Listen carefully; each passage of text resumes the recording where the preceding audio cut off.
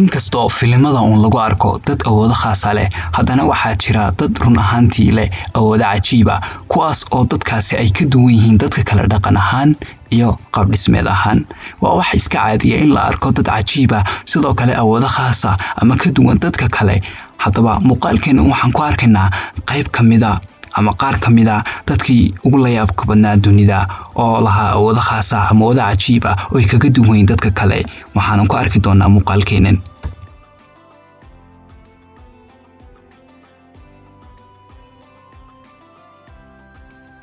Deepak Chandra waa wiil ku nool wadanka Hindiya, waana wiil ay u yaqaanaan electro oo da'diisa lagu qiyaaso 20 ilaa 19. Wiilkan ayaa wuxuu awoodaa in uu afkiisa ama carabkiisa ku qabto koronto gaaraysa 11,000 oo voltage. Haddaba wiilkan ayaa maalin maalmaha kamid ah waxa dhacday in uu si kadis ah u taabto koronto sidoo kale ama uu leed ku dhago. Kadib wuxuu arkay in leedki waxba ka tarin. Taasi waxay ku dhalisay fikrad aad u cajiib ah.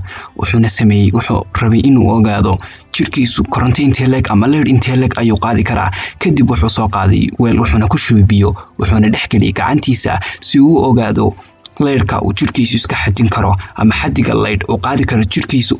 Wuxuuna ogaaday in uu jirkiisu ku jirto awood aan caadi ahayn, sidoo kalena uu xajin karo leed aad iyo aad u badan, kadibna una leedkaas waxba ka qaadi karin. taasina waxay sababtay in uu caan ka noqdo tuulada uu degan yahay, mar walbana loogu yeero arrimaha leedka iyo wixii ku saabsan leedka.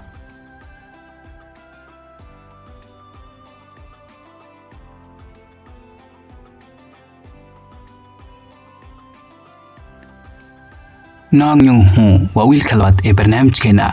Wiilkan waa wiil ku nool wadanka China, gaar ahaan tuulooyinka ku yaala wadanka China. Wiilkan yar awoodaha khaaska lagu arko waxaa kamid ah in ay indhihiisu buluug yihiin, iyadoo haddana familka iyo qoyska uu ka dhashay ay indhahoodu dhammaan yihiin madow. haddana waxyaabaha uu kaga duwan yahay wiilkan iyo dabeecadaha waxaa kamid ah in uu mar walba ama inta badan lagu arko qolalka madow isagoo fadhiya. Sidoo kale indhihiisan waa nooc buluuga, markii lagu qabto light ama uu qabto iftiin waxay isku bedelayaan sida xayawaanka oo kale, green ama kalarka cagaarka.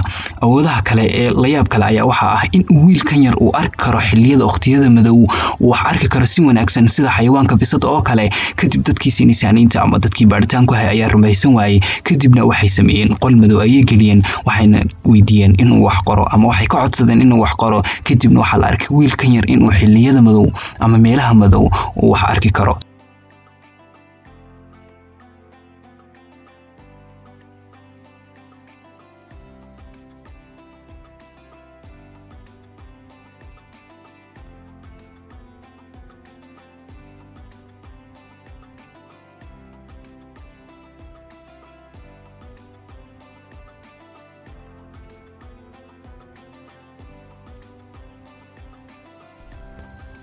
Nikolai waa wiilka saddexaad ee barnaamijkeena.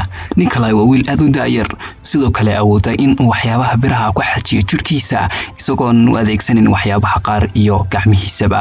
Haddaba wiilkan yar ayaa waxaa la sheegaa markiisii hore in uu galay shil xagga dhinaca leedka, sidoo kale uu leed ku degay, kadibna uu si dhib badan kaga soo badbaaday.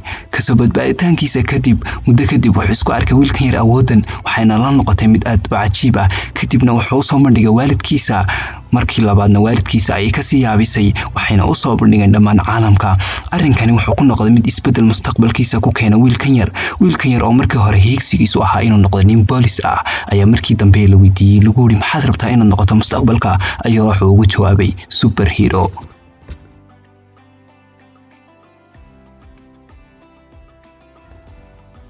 haddaba daawade, haddii mid kamid ah fiidiyoyadan uu ka cajabiyay ama uu ku jiro mid aad ka yaabtay oo aanad hore u arag, waxaan jeclaan lahaa inaad iigu reebto commentiga si aan u ogaado ka ugu badan ama muuqaalka ugu badan ee dad badan ka yaabiyay sidoo kale cajiibka ahaa. Waad mahadsantihiin dhammaantiin. Rabadaan kariim.